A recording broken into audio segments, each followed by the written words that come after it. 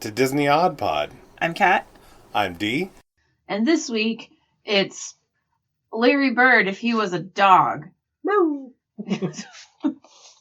But really, it's Air Bud from 1997. Yes, it is. A dog who needed a home.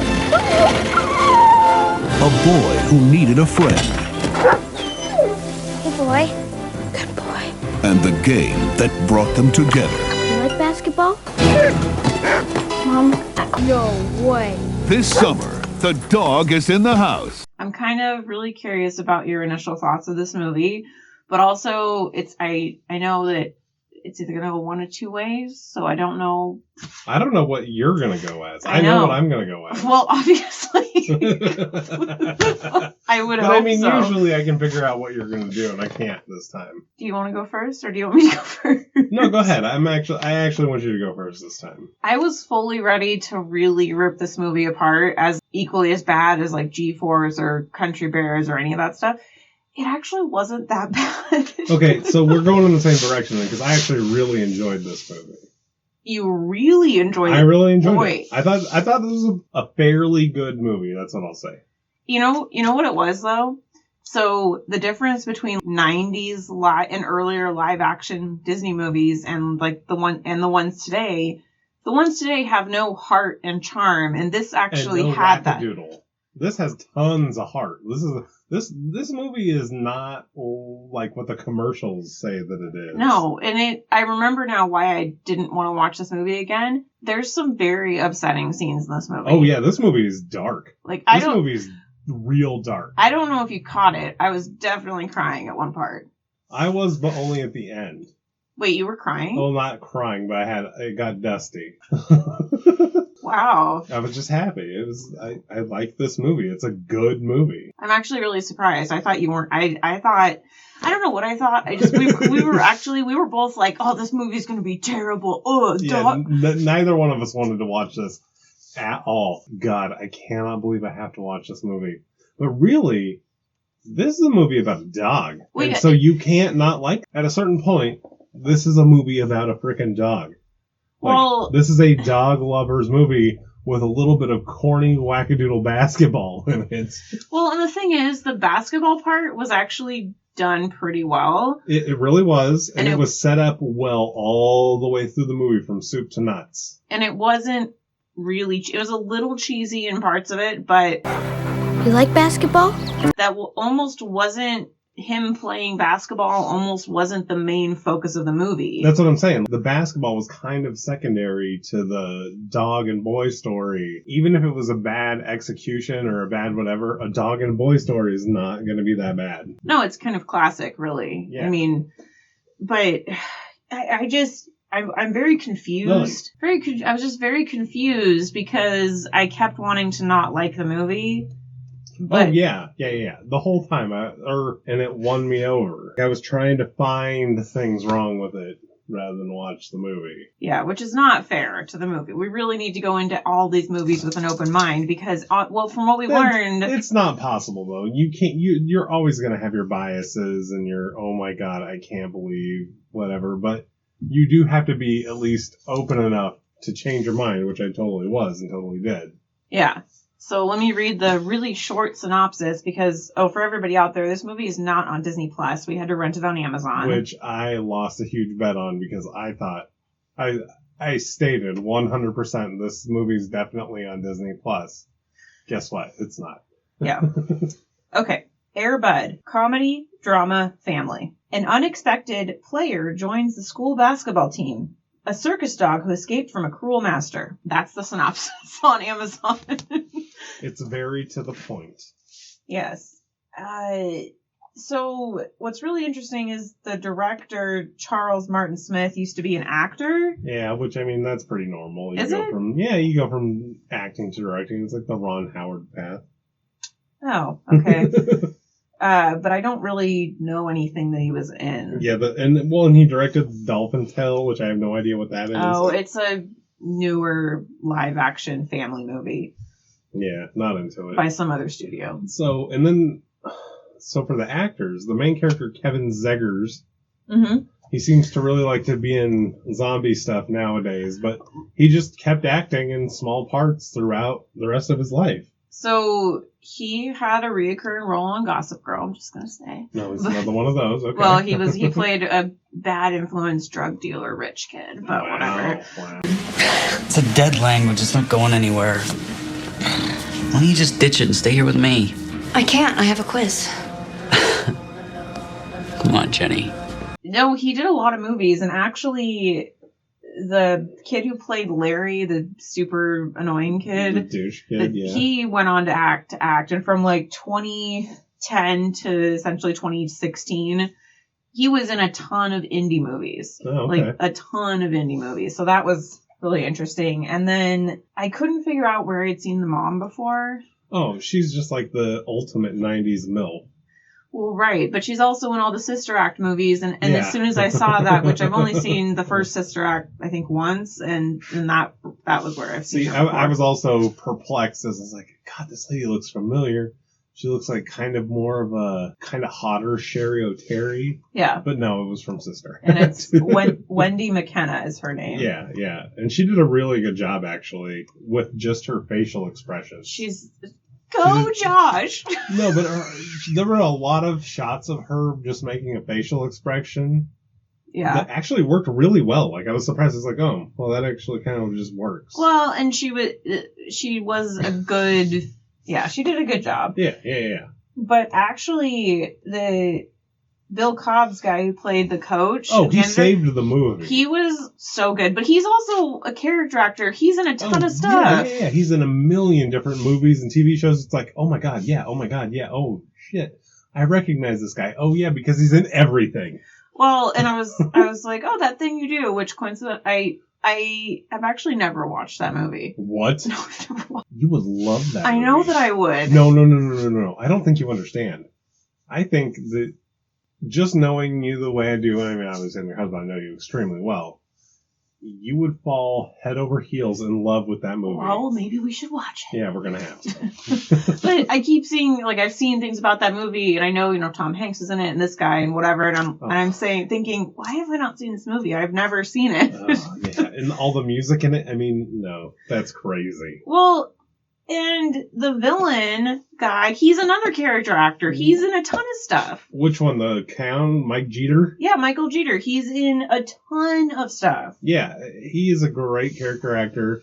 I thought that Larry's dad looked super familiar as a villain, but he looks like another guy that's not that guy, but he was a really good villain too. This movie had a few villains. I mean, really, it had one villain, then it had filler villains, but the clown, Michael Jeter, I mean, he was the main villain. Yeah, he was, but it had filler villains. It totally worked. No, it did work, yeah. I mean, because in the meantime, when Larry was the villain, or the douche coach was the villain, cool. We'll get there, but just how unexpected and how great that was wow. Do you have anything else to add about the actors or anything? No, and I couldn't find any fun facts or trivia, so I mean, you can go ahead and knock that one down. I have 2 fun facts. Okay. The filming for this movie took less than 1 month. Not a surprise. And the second one, which is really sad, Buddy died 1 year after this movie was made of cancer. That's not that sad, because I saw that the dog was found as a rescue in 1989. That's a long time for a golden retriever. Yeah. Golden retrievers are not long-living dogs in general, but some of them, yes, will live to 90, but... And this movie makes golden retrievers seem so much more cool than they actually are. Yeah, I mean, if you smell one, you know why not to get a golden retriever. That's funny because... Especially if you live where we live, which we'll also get into that. Well, it's funny because, like, last time when I mentioned, my friend, they had the puppies that went on to... So somebody bought their puppies and put them in one of these sequels, the Snow Buddies. Their dogs always smelled so bad.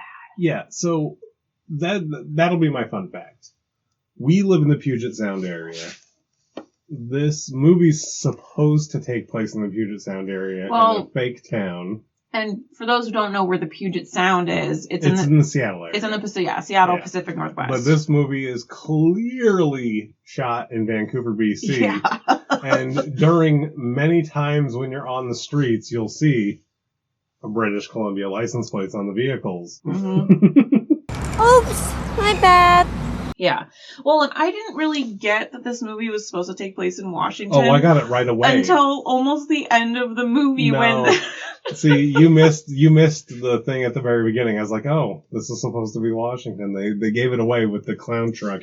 Had very clear Washington plates. Oh, I didn't We had catch our super that. cool plates. Yeah, I didn't catch that. Yeah, Probably why, because they were plates we don't have now, so I didn't recognize them. Yeah, they were the cool Wait, ones. are they the red, green, and white ones? They were red, blue, and white, but... I don't remember. Yeah, they were when we had 6 digits. They were great plates. I really liked them. So, should we get into the movie? Yeah, let's do it. Let's jump in. Fernfield, which I think is supposed to be Ferndale, Washington. Yeah.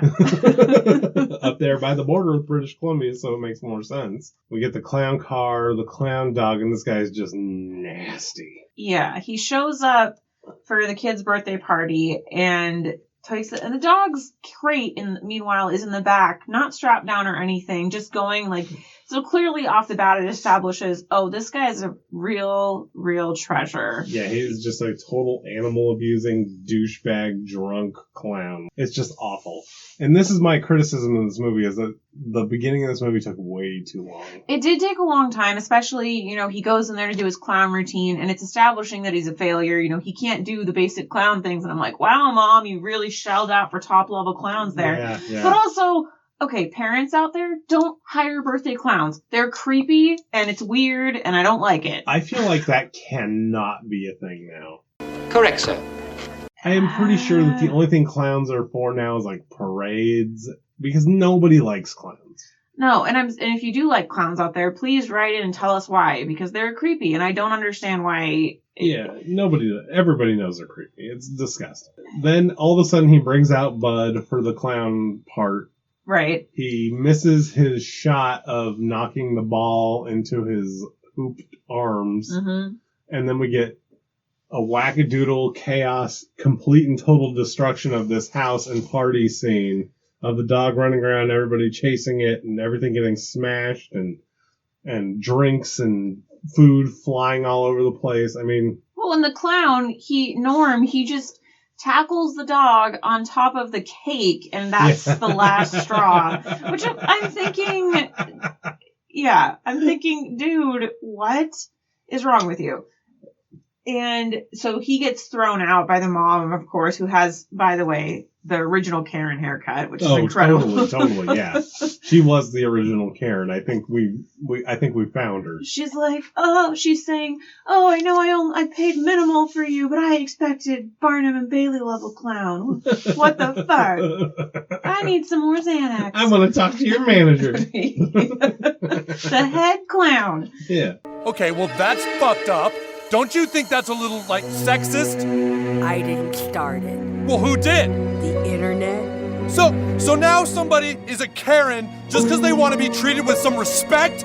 I deserve to not have people walk all over me, okay? I have the right to call the cops when things happen. That's fine, Karen. So he's pissed. He's taking it out on the dog, even though it's not the dog's fault. He's abusing the hell out of the dog. It's disgusting. I can't stand this entire part. It's really uncomfortable because he slams the dog into the crate and into the back of the truck. Doesn't even bother to put up the tailgate. We have this scene of him. Oh wait. Yeah. Okay, we have the scene of him calling the pound from his super early cell phone. That was a little weird. It was a little strange. That poor ass clown with his beat up pickup truck is not having a cell phone in 1997. That is just a little out there. No. So he's calling the pound. Obviously, through this very long scene, the dog is going to fall out of the truck. It does. This part was, I really didn't like this part. Yeah, I didn't either. I couldn't stand it, and it was way too long. And then he's sitting in the crate in the middle of the road. A truck driver almost nails him. Why that dude didn't pull over and get that thing out of the road, I'll never know. Also that was their moving truck. That same truck is outside their house later. I did not catch that. Yeah. Okay. So then we meet Okay, so this is another real bad point of the movie. What's the kid's name? I know his last name, but I don't know his name. Josh. Oh yeah, Josh. It was clear enough, but it was a little bit late, but basically they're driving down the road and the mom hits the crate, which knocks it open. Just barely. Buddy gets out and makes eye contact with Josh. They have a moment, and then the mom just drives away. Right, but the mom had such a lack of curiosity about, what did I hit? Is it still alive? What should we do? None of those things came to her mind. She was just like, we out. Well, she said, oh, what's that box doing in the middle of the road? And I think she thought it was just a box. It was clearly a crate. Right.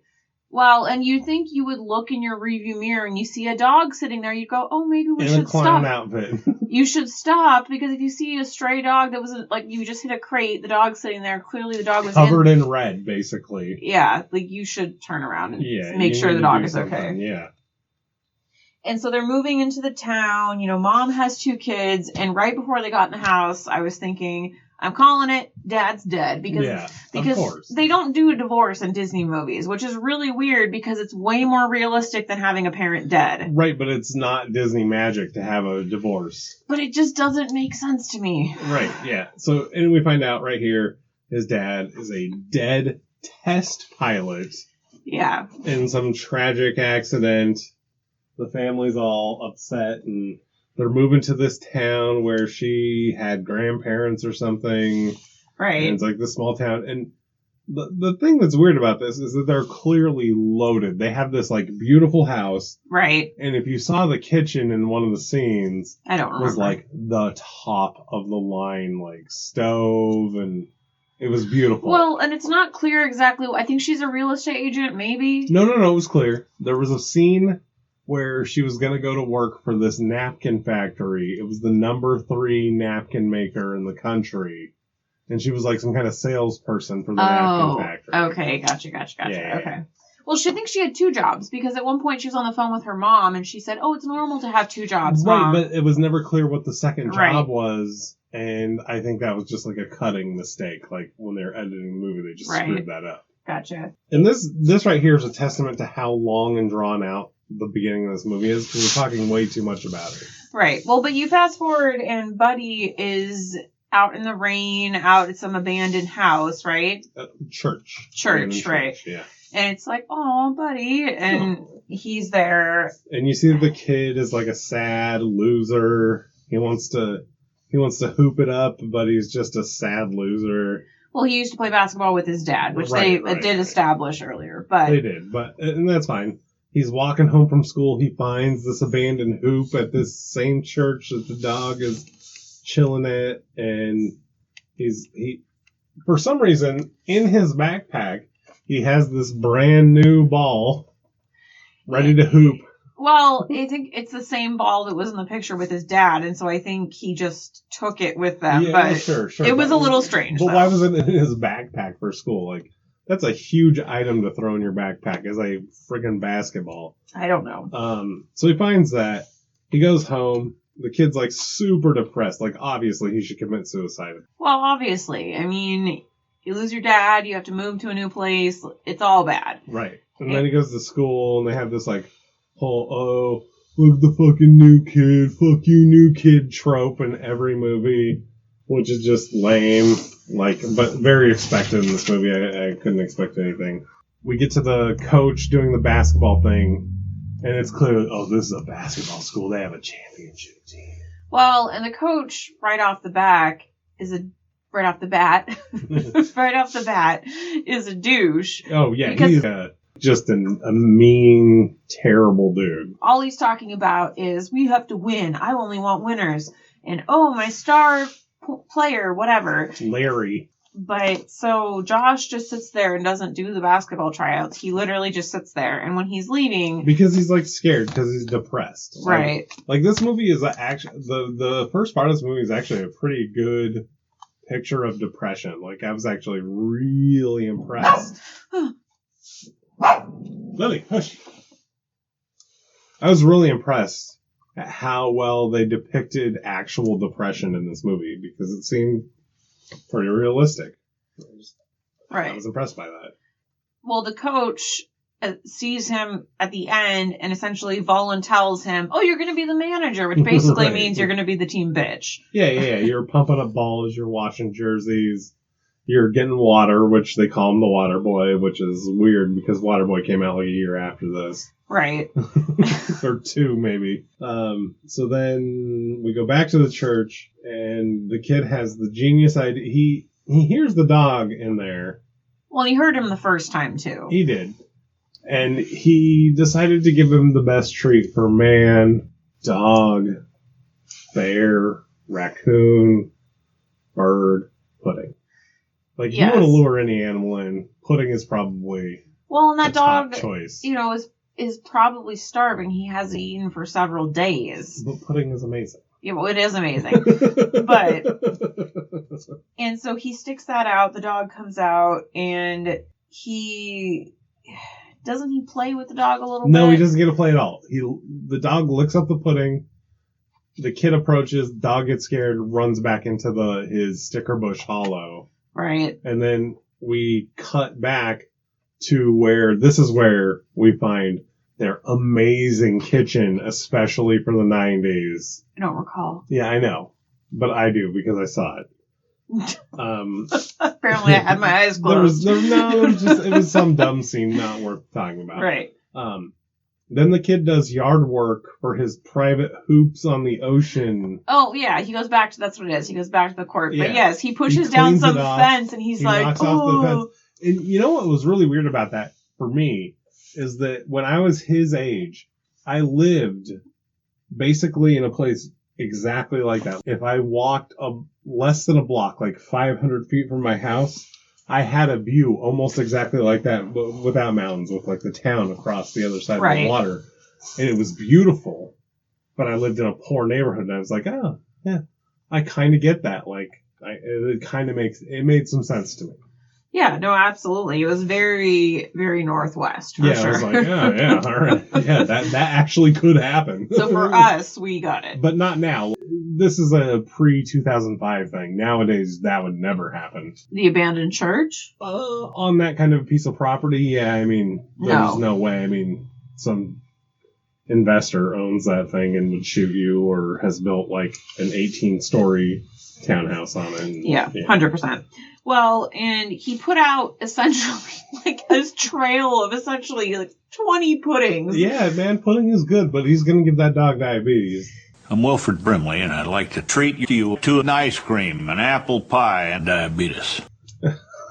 Yeah, and the dog comes out, so he's able to kind of befriend the dog. They have a moment where they're playing, everything's cool, and he really got him with the basketball. The dog wanted to play ball. Right. He got his first pets in, and so he takes the dog home, sneaks him in, takes his muddy shoes off, carries this gigantic, like, probably like 75-pound dog in. Yeah, not realistic. Well, realistic enough, because it looked like he was having a hard time to give the dog a bath. He had a hard time doing that. This is the only song in this movie, is the stupid Splish Splash I Was Taking a Bath song. Splish Splash, I was taking a bath, long about a Saturday night, yeah, rubbed up, just relaxing in the tub, thinking everything was alright. So he gives him a bath, blah, blah, blah, blah, blah. And all I'm thinking about is, oh my god, what a fucking mess. What a stinky mess. Yeah. It's a golden retriever. And he's running out of time before his mom comes home.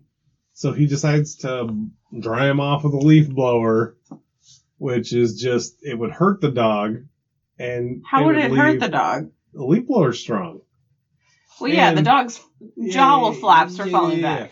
And it would make like this disgusting smelling mist in his bedroom that would be just foul. Yeah. He goes downstairs trying to charm his mom. His mom's all suspicious. The dog runs after the ball downstairs and creates a wackadoodle scene number 3 with paint. Well, and it's paint, and the worst part of it is she's getting wallpaper put in the house. And he knocks over the can of the wallpaper paint on top, which wasn't sealed, apparently. Good job, dudes, doing that. Yeah. Well, I thought it was her doing it, but okay. No, because earlier in the movie, she was on the phone with somebody and she said, what time are they coming to install the wallpaper? She said, I thought you guys were putting up wallpaper today. Gotcha. So, and that whole setup was not very safe. Like, there was just stuff everywhere. It was crazy. Yeah, and it ends with the money shot on the mom, which is hilarious. Well, yes, because the glue gets all over the dog, and then he... What? Yeah. The money shot on the mom. Yes, I got you. I got you. Oh, my God. And that's what it is. Well, the dog shakes, and it gets on everybody, not just the mom. Yeah, but on the mom, that's what it's supposed to look like. You always got to try to make it about Goosh. Yeah, of course. It's funny. And, of course, the kid is saying, oh, can we keep him, please? And this is the worst part of the movie. Kind of. So here's the thing. I understand kind of where she's coming from, because literally you don't know this dog. It could be crazy. It could... Not at all. I mean, this is the first time her dumb kid has not basically looked like he was going to kill himself in 5 minutes. You feeling better, Ocho? Well, and what she should have said, which maybe is what she was thinking in the back of her mind when she said, okay, we can keep him until Christmas. Maybe she should have said, I can't promise you that he can stay forever, but let's try it out for a little bit. Right, but this was where she came off the worst, and it was like, are you kidding me? You just saw that your dumb kid, who yesterday was going to go in the garage and literally hang himself, all happy, ready to party. Well, and you're going to be like, no, fuck you, kid. Well, and there's scenes of he comes home, oh, hi, buddy. He's so happy. After this, yeah. And she's watching this happen and saying, oh, like just look at how happy he is. It's crazy. Well, that's afterwards, though. This is right here where right away it's obvious your suicidal kid is going to make it if he has this dog. Well, and the first day that Buddy stays over is the beginning of the running gag where every morning when Buddy hears the paper, he goes and takes the paper. Yeah, so that he can't get hit with it, which we find out later. Right, and which was actually pretty clever. Yeah, it was. I did not know where that was going. But, I didn't either. I thought he was just taking the paper, but he takes it, and so she can't figure out why there's no paper, and it's a running thing throughout the entire movie. Running gag. Then don't we go back to basketball after this? Yeah, we go back to basketball. There's a ton of basketball practices that I completely glossed over. The only thing I wrote is, ew, why is he so sweaty? And then the kids were extra sweaty, which was gross. Yeah, and he's getting beaten up. It's all bad. It's just an extra Larry is a douche scene. Yeah. But really, the important part here is where he goes into the engineer's office. He's sneaking around. He sees the dude's old Knicks jersey. Is that this part? Yeah. Yeah, it is. Okay. He puts two and two together that guy's that guy. He was a pro player. He tries to get the guy to sign his own basketball card. That guy's like, no, I got it, dude. Well, I'm not that guy. And I was like, is Walter Chaney a real player? Or Arthur Chaney a real player? Probably not. I take it no. Yeah. I don't know. Who knows? I mean, 50s basketball. I'm not an expert at all. And then don't we go to Christmas? Yeah, because the mom re-gifts the dog to the kid for Christmas. That part was actually really cute because he wakes up, Buddy's not there, he's freaking out, he goes downstairs, and she's like, Happy Christmas, blah, blah, blah. And I actually got a little misty-eyed at that part. It was so cute. Yeah, I can see it. All of a sudden, they lost two people for the basketball team. There's tryouts. Right.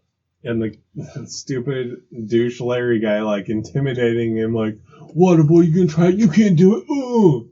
And it's just like, God, and they really picked the perfect little kid for this. Oh, they did. He looks like the perfect 90s douchey bully kid. Yeah, he does. For sure.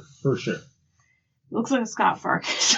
Not really. Because this guy is like I'm good looking and a douche. He's not good looking though. He's not, but he's 90s girl good looking. But he's got those lips that are like real pink, but his face is real like not pink. No. I know what you're saying, but I also know what I'm saying.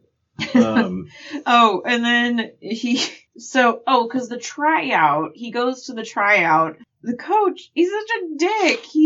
You're going to try out? And I'm just like, what the hell? And the kid's like better than everybody there. Yeah, he's easily the best non-player. It's like, wait, you've never even seen this kid try. What do you mean you don't want him to? What's wrong with you? Right, and then it goes. I don't know if I missed something in here, but it goes to the game because he makes the team. Right? No. This is where it goes back to the church where the dog starts draining buckets. Oh, a dog basketball montage. That's right. Yeah. Because he figures out the dog can play basketball. Then it goes to the gross orange peel scene with Stewart and his gross. No, his name is Tom. But he's Tom Stewart. Well, yeah, but they mostly call him Stewart. But I just was like, nice bowl cut, Tom. Yeah, it's bad. It's the real worst bad. Bowl cut I've ever seen in my life. And then we have the embarrassing mom trope, which I'm calling a trope, but it's not a trope because it is a 100% truth about moms. It's probably gonna be me. Yeah, it's gonna be any mom. That's what I'm saying. Your mom's gonna embarrass the hell out of you while you're trying to get your game face on. She's so embarrassing. She's literally saying, "Yay, Josh!" in that voice. That's what I'm saying. It's terrible.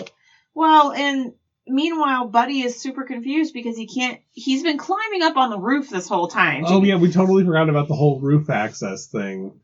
Well, which is hilarious because they actually got the dog to do it. They got the dog to climb that lattice. Yeah. And get on the roof, which is funny, but also, like, that's one hell of a dog.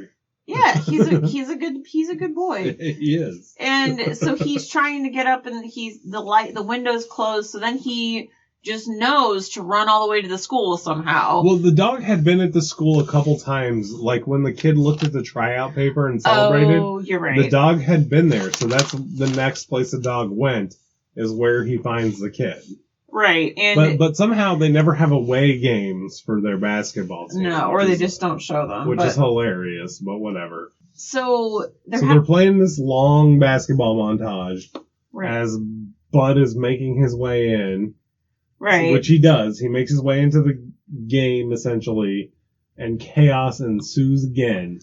But every time Bud shows up somewhere for the first time, he has to ruin and wreck everything, which is hilarious. Yeah, he's going all over the place. It's like the end of Disney Wackadoodle. I feel like this movie's probably the last truly Wackadoodle scenes movie. Right. Without being... So it's interesting because I wanted to say without being over the top, but it's essentially different than like in College Road Trip, like the pig wedding scene. It's not the same thing. Right. That's like so far over the top that you're just like Wackadoodle, where you're just like, that was so stupid. Well, everyone's trying to chase the dog. The one ref just sits down and puts a towel over his head. I really like that. And they're like knocking over all the Gatorade, and the crowd's like, ah. But somehow, I think Josh throws a ball up in the air at the very end, and Air Bud knocks down a bucket, and the crowd is just like, "What?" Well, I mean, if you watch that and you've never seen this movie, but if you'd never seen a dog do that, you would be kind of, wouldn't you just think that it was an accident? Like, if it was the first time, you'd be like, wait, what? That was really coincidental. That's crazy. Well, and then it's the end of the game, and his mom is talking to him and saying, did you know he could do that? Did you know he could play basketball? Right, which is crazy. So, and then after this, there's the Minnesota mom, and then the hot chick who automatically gets to Josh. He's like, oh, I got a hot chick. Melissa. Yeah, I didn't catch her name, but that's good. Okay. And then I can't. Comes one of the best and worst parts of this movie. Air Bud hears the balls going in the gym and runs up. Josh follows, and everybody follows. And you get to this horrific scene of the coach just blasting basketballs at poor Stewart. You're never gonna drop another ball again, Stewart.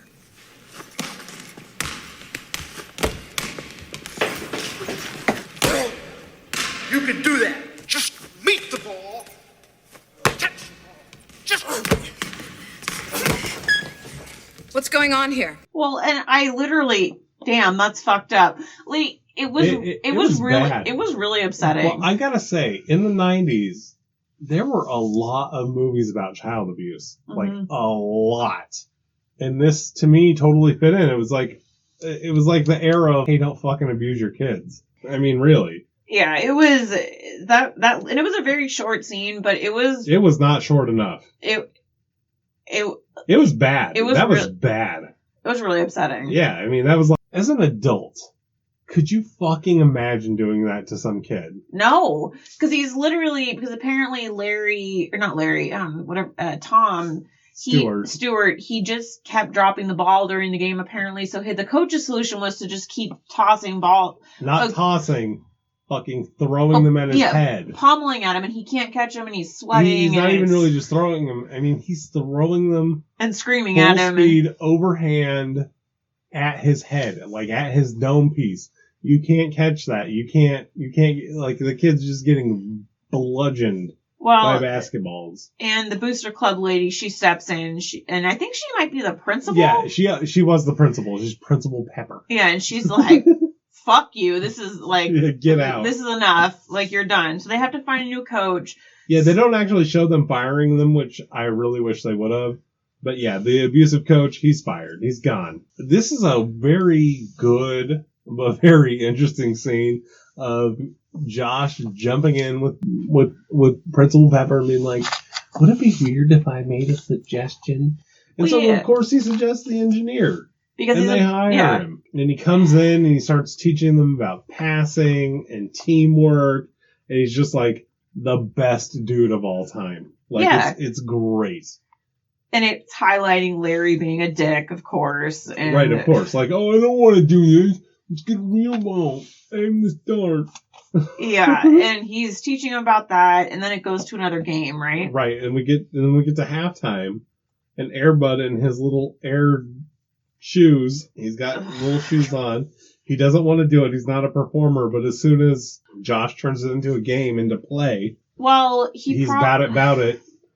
I didn't think about this at the time, but he probably is having essentially abuse trauma because he had. No, he was. That was the whole point. As soon as Josh stopped making it be like, hey, you have to do this, and just relax and turn it into a game for Bud. Bud was game, and he was willing to knock down the shot, and he does. And everybody's like, oh, happy. And then there's a scene with Larry being a total ball hog. The coach is like, okay, I'm taking you out of the game. Which is what you should do. Right. And Larry's dad loses it on the coach. Ugh. And takes Larry out of the game. We're leaving. Yeah. Nice job, Dad. Right. And at this point, it's like, this guy is the biggest bitch of all time. The kid gets benched in the middle of the game, and your reaction is to leave, take your ball, and go home like a fucking bitch.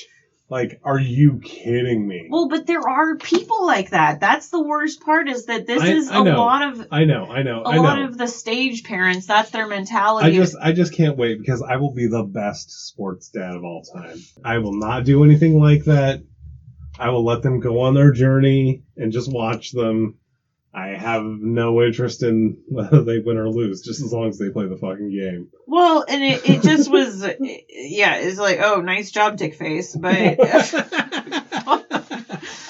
what I wrote. Nice job, dick face, Dad. Way to set an example. Yeah. Well, and so that's the worst part. Wait, do you want to know what I wrote?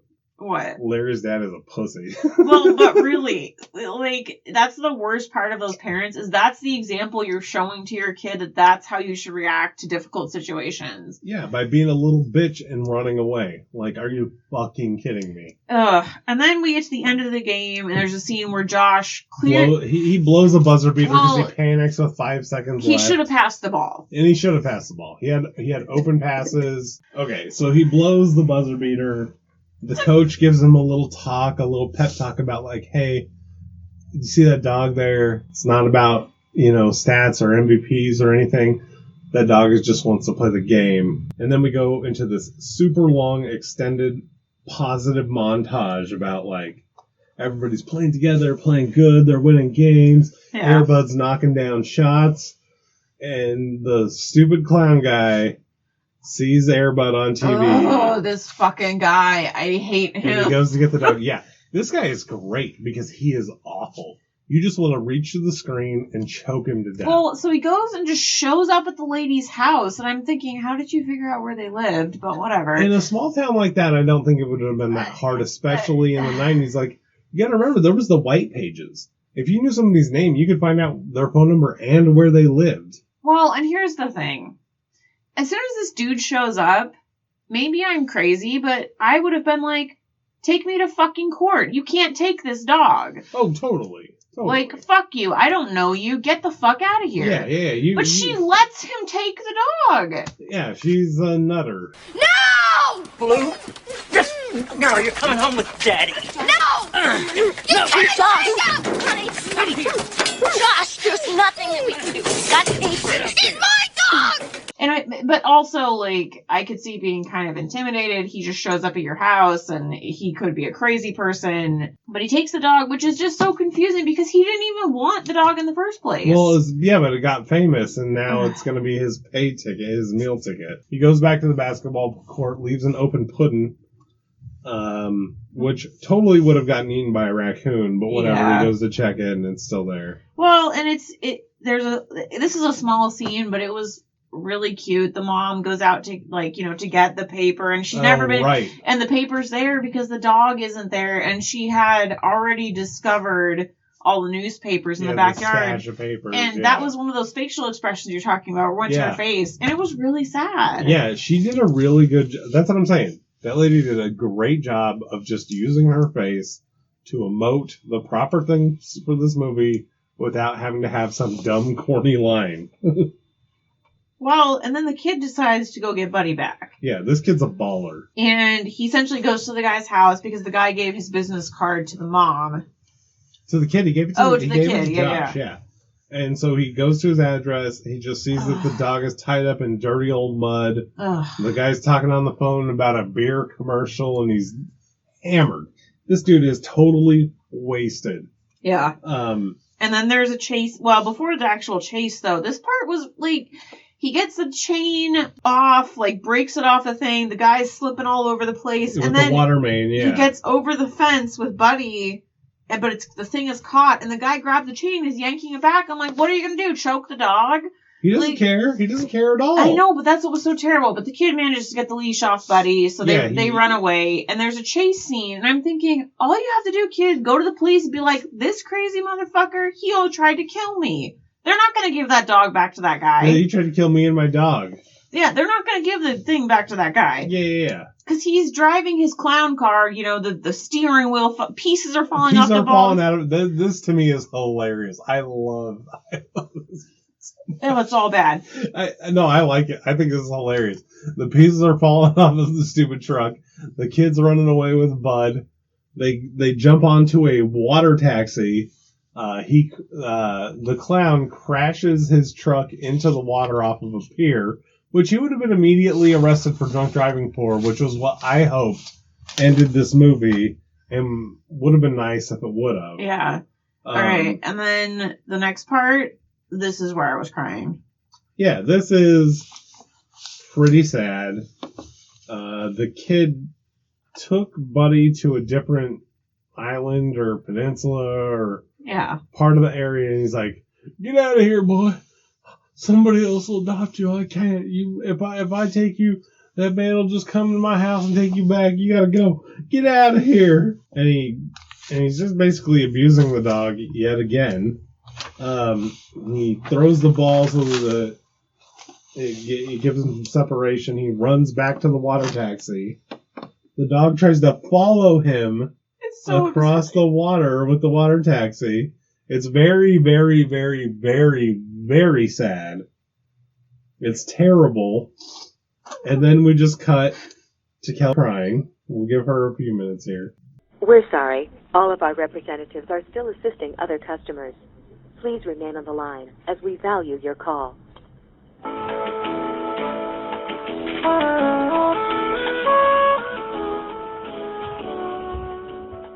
We pick up the big game. It's time for the big game. Oh, so this is where I realized that this movie was in Washington, because... The Spokane Warriors? Yes. And then because this is the most unrealistic part of the entire movie. Just because Larry got benched in one game just for a second and you left, you moved your entire family from Fernfield to Spokane so that he could play basketball somewhere else. Like, Larry's dad is the biggest bitch of all time. Well, and I'm thinking, Are you kidding me? This is before you could work from home, really. Yeah. So you got a new job. What? Or, I mean, maybe it's a different suburb. Maybe it's a different part. Like, maybe Fernfield is not Ferndale, even though it would have to be because Spokane is completely on the opposite side of the state, 300 miles from any seawater, so it really would have to be across the state. Right. It is super confusing, super weird, and super funny, but we get Larry and Larry's dad as the total villains at the end of the movie, and there's an extended basketball scene of the dudes playing basketball. There was like a chickenpox outbreak on Josh's team. They were already shorthanded. No. There wasn't a chickenpox outbreak. No, there was. That was just an analogy the coach used. No. They were out people. They were already shorthanded. Oh, I thought that was just some weird coaching analogy. No. They were already shorthanded. Oh, okay. That's why. And then a couple more dudes get injured. And all of a sudden, they only have 4 people to play, and he's like, you guys are going to do it. You're going to play anyways. And then Air Bud gets into the ring. It's like, Hey! Get out of there!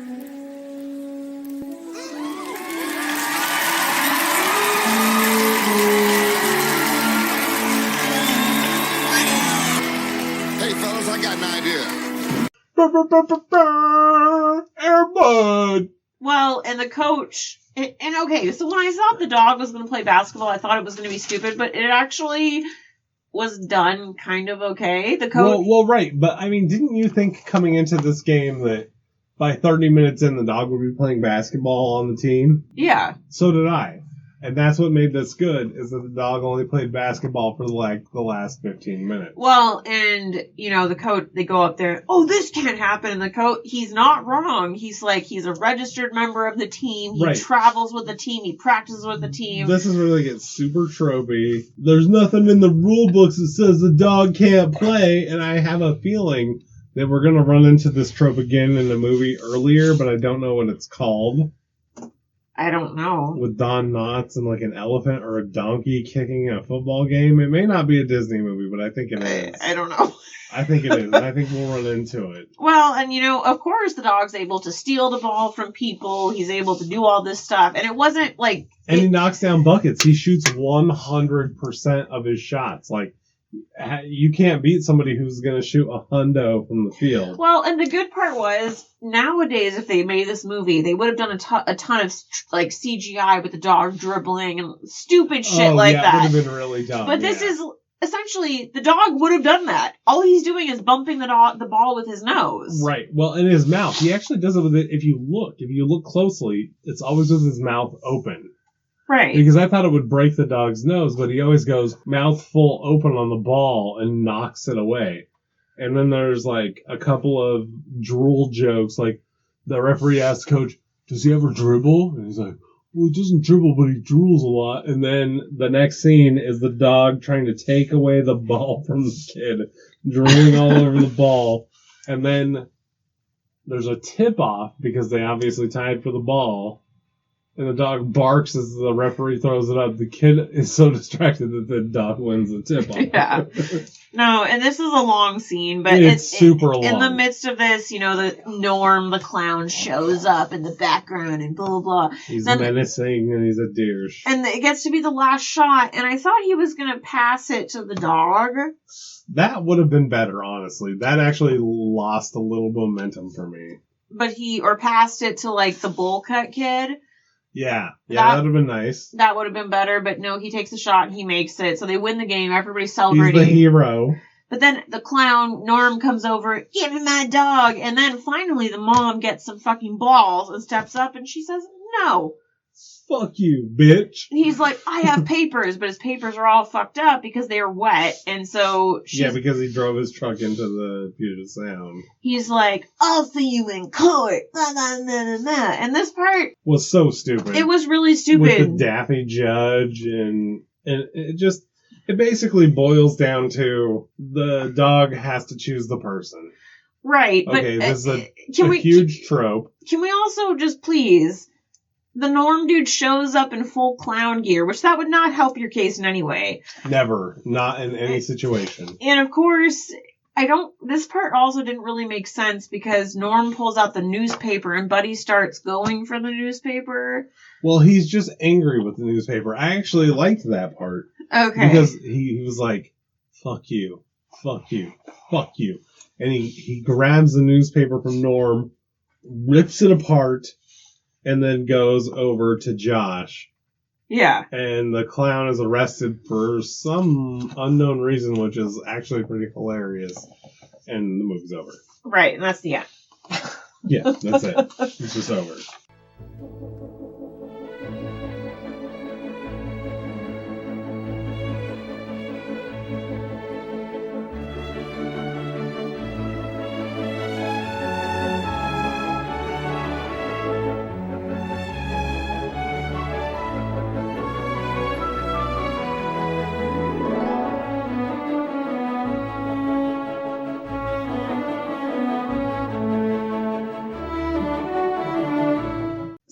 So, what was your favorite part?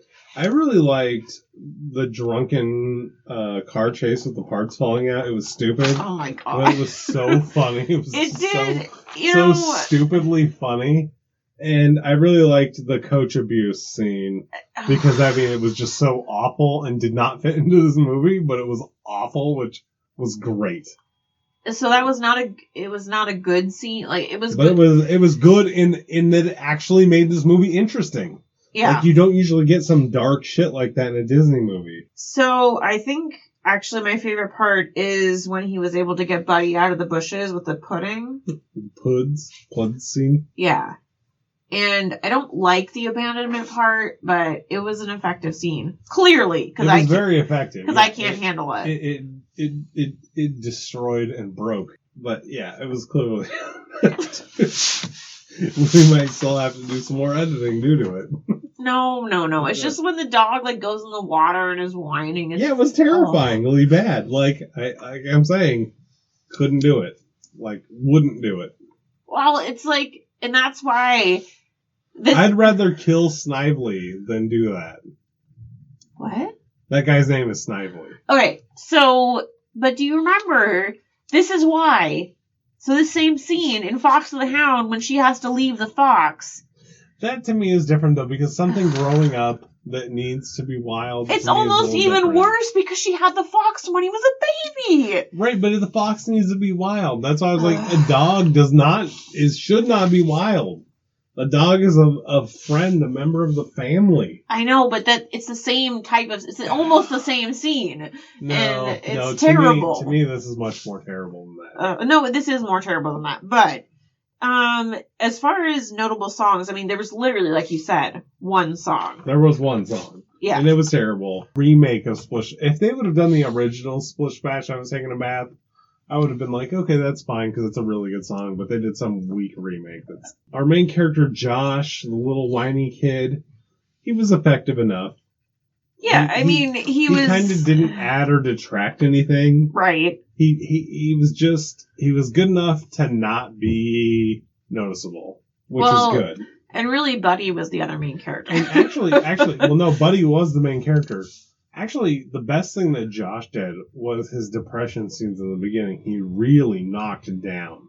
Yeah. That was really good. And he should be applauded for doing a really good job of being a truly depressed person. I enjoyed that. Well, and it's kind of crazy, how they got the dog to do all that stuff. Well, clearly it's a well-trained golden retriever. Golden retrievers are one of the most trainable dogs up there with border collies and right, but just labs. I mean, it was pretty cool actually to see all the stuff they got the dog. It really was. I mean, the dog climbing the lattice to the roof was pretty cool. And it was very clear that the dog was actually climbing the lattice. Yeah, because it was shaking. One of the more upsetting scenes is when the dog falls off the lattice, when the lattice gets knocked over. I don't remember that. Yeah, it's a quick scene where the lattice falls over with the dog on it. I'm like, are you fucking kidding me? You fucked the dog up like that? Are you fucking kidding me? You guys couldn't have nailed that thing down so the dog couldn't have knocked it over? You guys are assholes. Well, I think that was supposed to be in the movie. I don't think it was. I think it was an accidental, blooper. We're going to stick this in the movie. I did not like that at all. And then the villains, you had douchebag coach number 1, who was terrible. Oh. Mr. former military douchebag guy. You had Larry, the little douchebag kid. Yeah. And you had Larry's dad, the ultimate pussy. Ugh. Well, and then of course Norm, who he was in literally the opening scene of the movie. He was, which was good that they had the other villains in between the Norm yes, scenes. Yeah, it was. That's what makes this movie very effective. Yeah. And he was good though. That guy did a good job. He did a good job. And the Larrys and the coach did a good job. They were good at being horrible people. Larry was doing a ton of bullying, and it was perfect. This movie didn't really have a lot of side characters. Well, you had the mom, the MILF mom. Yeah. You had the coach, the good coach. Arthur Chaney. And Tom. You had Tom Stewart, who was gross, with his stocking. His bowl cut and his stocking of garbage of professional basketball players. But that was kind of one of the better side gags in this movie I got this from Scottie Pippen's trash. And it's like a peach pit or something. It was an orange peel. Orange peel. No, but he had that. I got this from some other... He had Dennis Rodman's Juicy Fruit. Yeah. That was one of the better gags And then he movie. had some piece of trash from Sean Kemp that he didn't have his trash. It's like, oh my god, are you kidding me? That's hilarious. It was one of the better side gags in this movie. Because I think around this time was when I saw Sam Perkins at the mall, high as fuck. Wait, you were high or he was high? He was high. How do you know he was high? His eyes were blazed red, and here's this 6'10" dude walking around the mall just Jesus. Fucking high out of his mind. I was like, whoa. Wow. I was so amazed. But it was fun. It was fun to see. Don't do drugs, kids. Yeah. Not a lot of side characters, not a lot of characters in general in this movie. No. But it was good though. No, that's good. It's compact. That's what you have to do with these movies. You can't have this sprawling cast of characters with no development. It doesn't work. The cinematography, pretty good.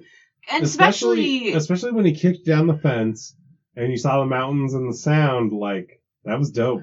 Well, and for being filmed in 1 month, that's pretty damn good. They did a good job. And for showing the dog actually knocking down buckets, they did good. This is a well-shot movie.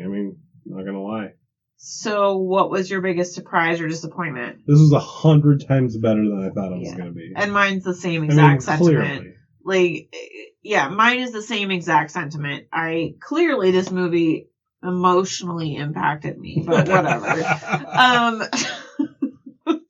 So if you did have to change, if you were going to remake this movie, what would you change about it?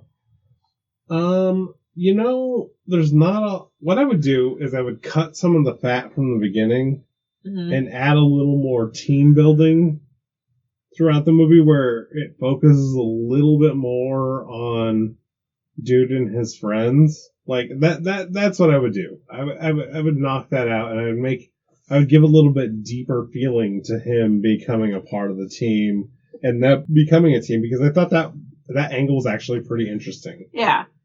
So if I was going to remake this movie, the court scene at the end, I wouldn't have had them do, let the dog decide. No, I thought let the dog decide was good. No, that's fine.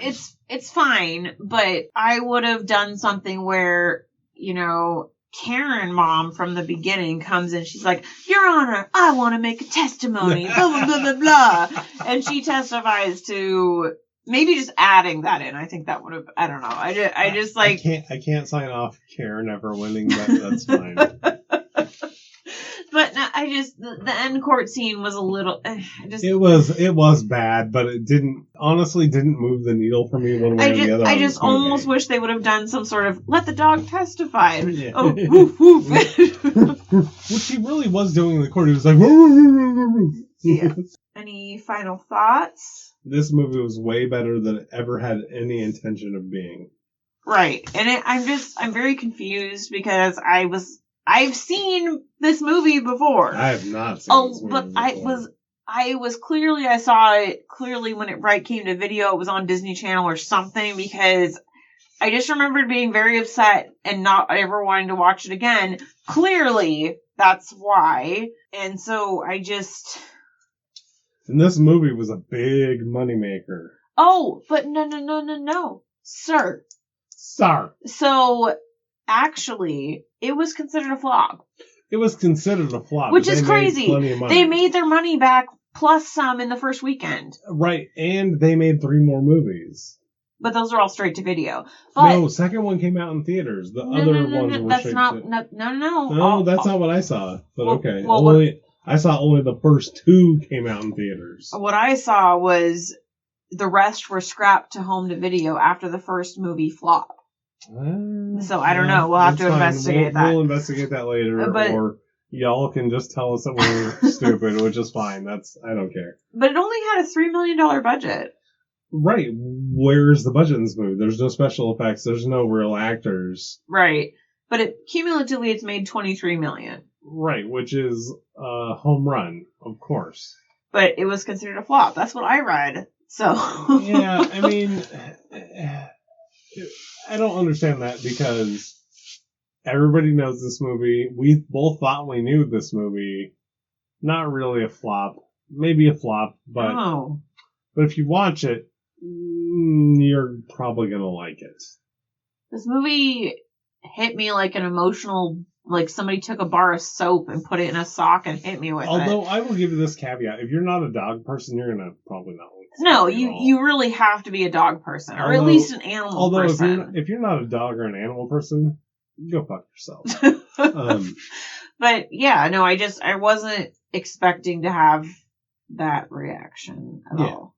So what did you rate this movie? So initially going in, I was like, oh, this is going to be like a 30% or fuck this movie. But I rated this movie a 75%. Ooh. I really liked it. It's a good movie. Spice. Heat. What? Heat. Okay, so I give this movie 72%, so we're in the same ballfield again. That's not spicy. Well, it's gonna be spice. What do you think the Rotten Tomatoes score So is? I actually, based on them saying it was a flop, don't think it got a very high rating. I'm going to say 57%. Not even. 45 with critics, 38 with the people. Who the fuck is watching this movie? What the hell? I don't understand this. Okay, how do you not feel anything when the dog is jumping off the dog? Oh, don't leave me. Like, fuck you. Not only that, but the depression part at the beginning, this is a good movie. This is a fucking good movie. How are you going to watch this movie, soup to nuts, and be like, I didn't like it? Like, this movie is not exactly, but this movie is what it says it's going to be and more. Well, but the basketball part wasn't overdone, and it really was actually another runner-up for favorite scene was that stupid little heart-to-heart the coach had with him about basketball. That was actually the most underrated part of this movie that we didn't really talk about, and we won't, is how amazing the coach was. The second coach. Right. The guy really made the movie 20 times better. Yeah, no, this didn't... So I think from the initial what I thought and from the trailer, it's essentially a straight to Disney Channel original movie, cheesy, blah, blah, blah. But a movie has a lot of heart in it. Right, you think it's going to be just all the dog playing basketball, and it's barely the dog playing basketball. But even that part is good. Like, it's not cheesy. No, it's good. It's good. But if you were going to sit there and give me 45 minutes of that dog playing basketball, I would have been pissed. Well, yeah. And that's what I was expecting, and that's not what I got. No, and so it just was that's confusing to me. Yeah. So now it's time for your favorite part of the show.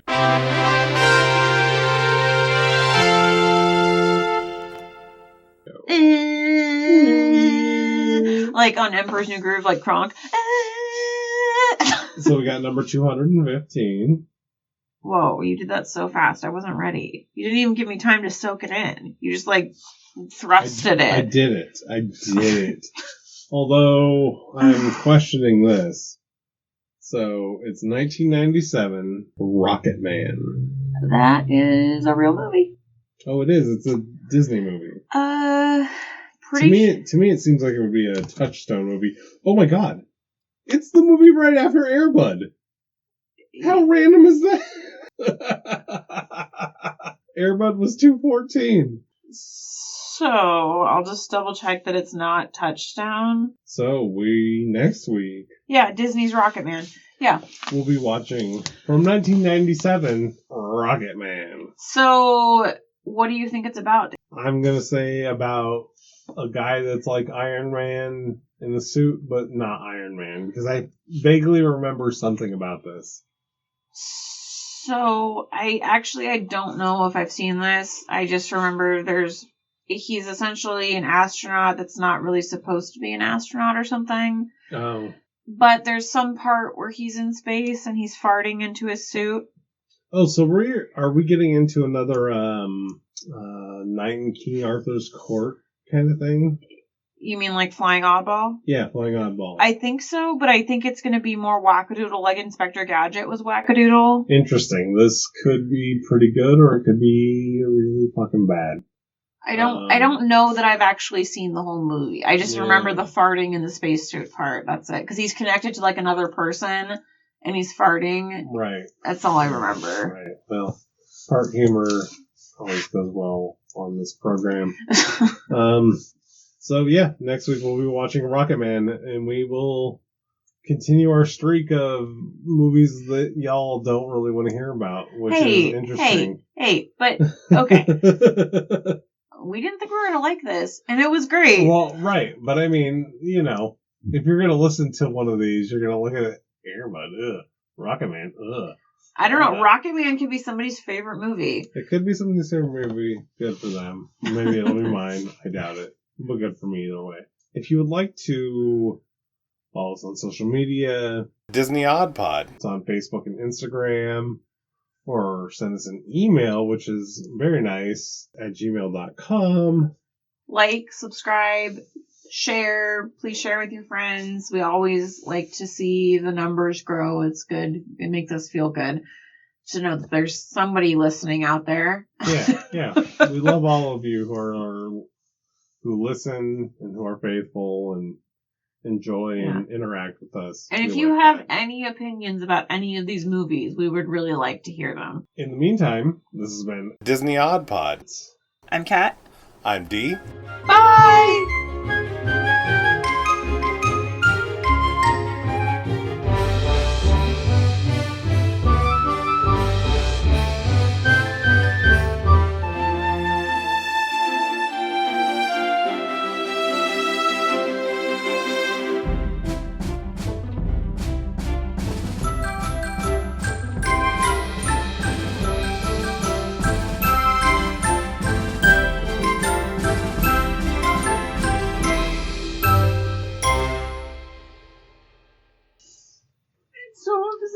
It was very bad. I'm not going to lie. It was very bad.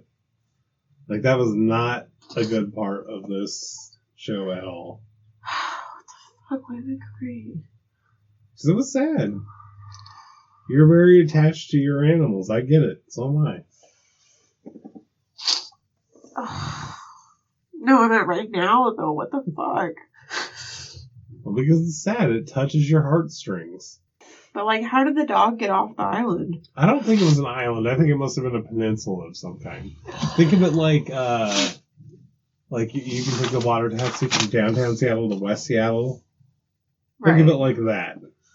Where by land it's a real long trip, but by water it's like a few minutes. You can be emotional about Air Bud. Fuck you. Well, I'm trying to pull you out of this, obviously. 10 seconds. Just do your thing. Don't worry about it.